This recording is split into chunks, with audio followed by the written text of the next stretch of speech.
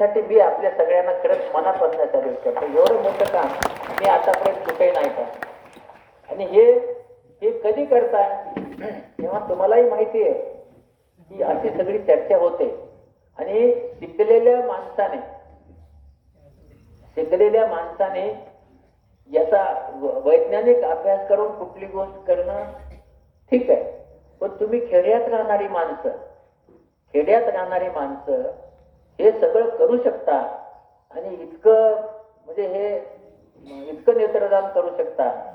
ही गोष्ट आपल्याला सांगतो की खूप मोठी आहे, खूप मोठी. मी नेहमी सांगत असतो की नेत्र कुठलीही चळवळ बाधा कशी पडते, बाधा का होते. ते ज्ञानेश्वराने सांगितलंय, महाराजांनी काय सांगितलंय, जे खळांची व्यंकटी सांडव.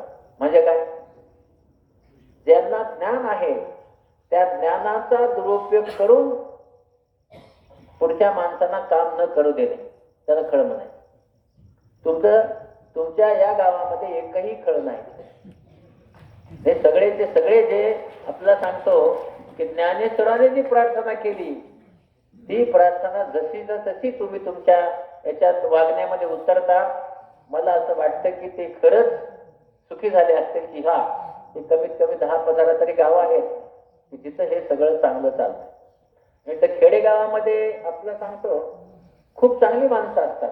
माझा तर खेडेगावाचा अनुभव खूपच चांगला आहे. तुम्हाला माहित नसेल पण मी तुम्हाला सांगतो, खेडेगावामध्ये एकमेकावर खूप प्रेम असतं.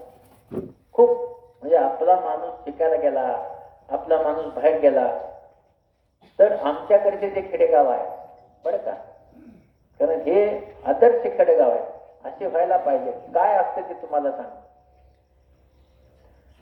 की आमच्याकडच्या खेडेगावात खूप प्रेम करतात एक माणूस. कसं तुम्हाला, मी एका कंडक्टरच्या घरी राहतो. कंडक्टर मजूर होतो मी, म्हणजे 1ली ते 10वी मजुरी करत.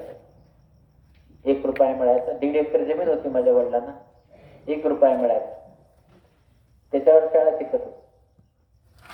पुढे 11वी-12वीला झाडाला पाणी घालून शिकत होतो. 30 रुपये मिळत, 50 घागरी पाणी रोज झालं. तेव्हा एका कंडक्टरच्या घरी राहत.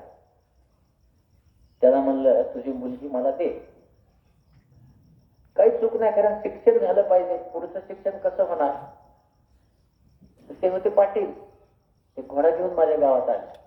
आणि असंच गावामध्ये सगळीकडेच असं हे जे आहे ना, हे म्हणजे चावडी असते, म्हणजे मारुतीचं मंदिर असतं. त्या चावडीवर आल्यानंतर ज्यांना खूप काम आहे अशी माणसं त्या चावडीवर बसली असते. खूप काम असतं ती चावडीवर बसली असतात. आणि तीच माणसं मोठी असतात गावात. तर गाव काय आहे ते ठरवतात. बाकीचे जे आहे ते बिचारे कामात हे असतात, मग्न असतात. हीच माणसं गाव ठरवतात. तर तशीच माझ्या गावातली देखील फार काम करणारी माणसं चावडीवर बसली.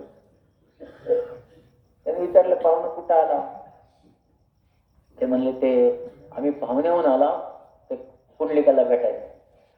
काय झालं, आपल्याकडे गावामध्ये पुंडलिक आहे ना, म्हणजे देवाची नावं ठेवणारी माणसं खूप असतात. वडलेवाड्यातला पुंडलिक, खाल्लेवाडला पुंडलिक, तिकडचा पुंडलिक, फतरा पुंडलिक, येडा पुंडलिक वगैरे वगैरे.